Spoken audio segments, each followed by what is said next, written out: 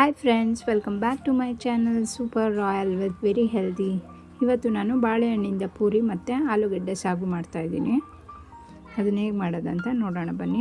First ಬಾಳೆಹಣ್ಣು paste ಮಾಡ್ಕೊಳ್ಳೋಣ. Jar ತೊಗೊಳ್ಳಿ, 2 ಬಾಳೆಹಣ್ಣು ತೊಗೊಳ್ಳಿ. ಪಚ್ಚು ಬಾಳೆಹಣ್ಣಾದರೂ ಆಗಲಿ, ಏಲಕ್ಕಿ ಬಾಳೆಹಣ್ಣಾದರೂ ಆಗಲಿ. ಜಾರ್ ತೊಗೊಂಡು ಅದನ್ನು ಪೇಸ್ಟ್ ಮಾಡಿ ಎತ್ತಿಟ್ಕೊಳ್ಳಿ. ನೆಕ್ಸ್ಟು ಪೂರಿಗೆ ಸ್ವಲ್ಪ ಉಪ್ಪು, ಸ್ವಲ್ಪ ಜೀರಿಗೆ ಇಲ್ಲ ಓಂಕಾಳು, 1 ಕಪ್ಪು ನಾನು ರೋಟಿ ಮಿಕ್ಸ್ ಪೌಡರ್ ಹಾಕ್ಕೊಂಡಿದ್ದೀನಿ, 1 ಕಪ್ಪು ಮೈದಾ ಹಿಟ್ಟು, 2 ಕಪ್ಪು ಗೋಧಿ ಹಿಟ್ಟು ಆ್ಯಡ್ ಮಾಡ್ಕೊತಾ ಇದ್ದೀನಿ. ಅದಕ್ಕೆ ಬಾಳೆಹಣ್ಣು ಪೇಸ್ಟು,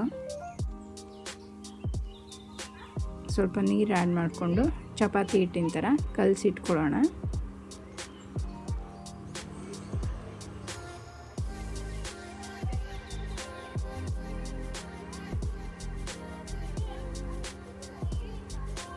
ಒಂದು 3 ಟೇಬಲ್ ಸ್ಪೂನು ಆಯಿಲ್ ಹಾಕ್ಕೊಳ್ಳಿ.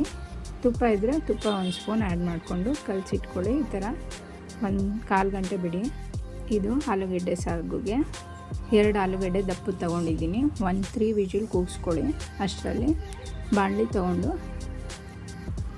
ಎಣ್ಣೆ ಆ್ಯಡ್ ಮಾಡಿಕೊಂಡು 1 ಸ್ಪೂನ್ ಸಾಸಿವೆ, 1 ಸ್ಪೂನ್ ಜೀರಿಗೆ, ಉದ್ದಿನಬೇಳೆ ಮತ್ತು ಕಡಲೆಬೇಳೆ ಆ್ಯಡ್ ಮಾಡಿಕೊಂಡು ಎಣ್ಣೆಯಲ್ಲಿ ಫ್ರೈ ಮಾಡಿ. ಒಂದು 5-6 ಹಸಿರು ಮೆಣಸಿನ್ಕಾಯಿ, ಸ್ವಲ್ಪ ಕರಿಬೇವಿನ ಸೊಪ್ಪು ಆ್ಯಡ್ ಮಾಡ್ಕೊಳ್ಳಿ. ಅದನ್ನು ಎಣ್ಣೆಯಲ್ಲಿ ಸ್ವಲ್ಪ ಹೊತ್ತು ಫ್ರೈ ಮಾಡಿ. ನೆಕ್ಸ್ಟ್ ಇದಕ್ಕೆ ನಾನು 2 ಈರುಳ್ಳಿ ಕಟ್ ಮಾಡಿ ಇಟ್ಕೊಂಡಿದ್ದೆ, ಮೀಡಿಯಮ್ ಸೈಜ್ದು ಈರುಳ್ಳಿನ ಆ್ಯಡ್ ಮಾಡ್ಕೊಳ್ಳಿ. ಅದನ್ನು ಎಣ್ಣೆಯಲ್ಲಿ ಸ್ವಲ್ಪ ಹೊತ್ತು ಫ್ರೈ ಮಾಡಿ. ಈರುಳ್ಳಿ ಚೆನ್ನಾಗಿ ಎಣ್ಣೆಯಲ್ಲಿ ಫ್ರೈ ಆಗಬೇಕು. ಆ ಟೈಮಲ್ಲಿ 1 ಟೊಮೆಟೊ ಕಟ್ ಮಾಡಿ ಇಟ್ಕೊಂಡಿದ್ದೆ, ಅದನ್ನು ಆ್ಯಡ್ ಮಾಡ್ಕೊಳ್ಳಿ. ಅದನ್ನು ಸ್ವಲ್ಪ ಹೊತ್ತು ಫ್ರೈ ಮಾಡಿ. ನೋಡಿ, ಆಲೂಗಡ್ಡೆ ಬೆಂದಿತ್ತು, ನಾನು ಅದನ್ನು ಕಟ್ ಮಾಡಿ ಇಟ್ಕೊಂಡಿದ್ದೀನಿ ಸಣ್ಣಗೆ. ನೆಕ್ಸ್ಟ್ ಇದು ಫ್ರೈ ಆಗಬೇಕಾದ್ರೆ ಇದಕ್ಕೆ ರುಚಿಗೆ ತಕ್ಕಷ್ಟು ಉಪ್ಪು, ಒಂದು ಸ್ವಲ್ಪ ಅರಿಶಿನ ಪುಡಿನ ಆ್ಯಡ್ ಮಾಡ್ಕೊಳ್ಳಿ. ಆ್ಯಡ್ ಮಾಡಿಕೊಂಡು ಚೆನ್ನಾಗಿ ಮಿಕ್ಸ್ ಮಾಡಿ ಫ್ರೈ ಮಾಡಿ. ಫ್ರೆಂಡ್ಸ್, ಆಲೂಗಡ್ಡೆನ ಸ್ವಲ್ಪ ಜಾಸ್ತಿ 3 ವಿಜಿಲೇ ಕೂಗಿಸಿ ಬೇಯಿಸಿ. ಆಲೂಗಡ್ಡೆ ಚೆನ್ನಾಗಿ ಬೆಂದಿರಬೇಕು ಆಲೂಗಡ್ಡೆ ಸಾಗುಗೆ.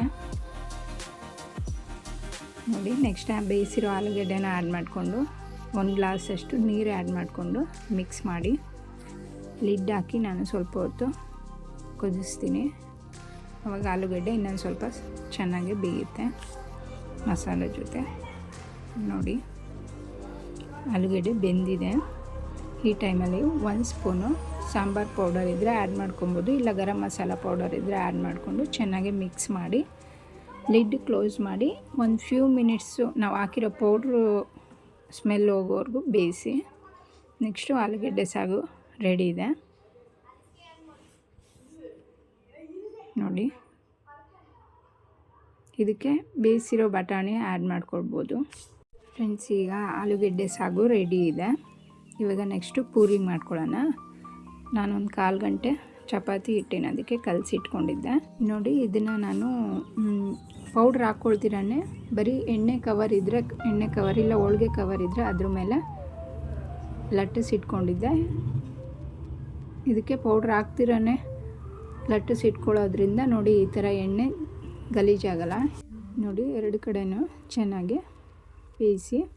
ಅದು ಬ್ರೌನ್ ಕಲರ್ ಡಾಟ್ ಏನಕ್ಕೆ ಕಾಣಿಸ್ತಿದೆ ಅಂದರೆ ಅದು ಬಾಳೆಹಣ್ಣು ಹಾಕಿರೋದ್ರಿಂದ ಆ ಥರ ಕಾಣಿಸುತ್ತೆ. ನೀವು ಬಾಳೆಹಣ್ಣು ಆ್ಯಡ್ ಮಾಡಿಲ್ಲ ಅಂದರೆ ಪ್ಲೇನಾಗೇ ಇರುತ್ತೆ ಪೂರಿ. ನೋಡಿ, ಈ ಥರ ಎಣ್ಣೆ ಗಲೀಜಾಗಲ್ಲ.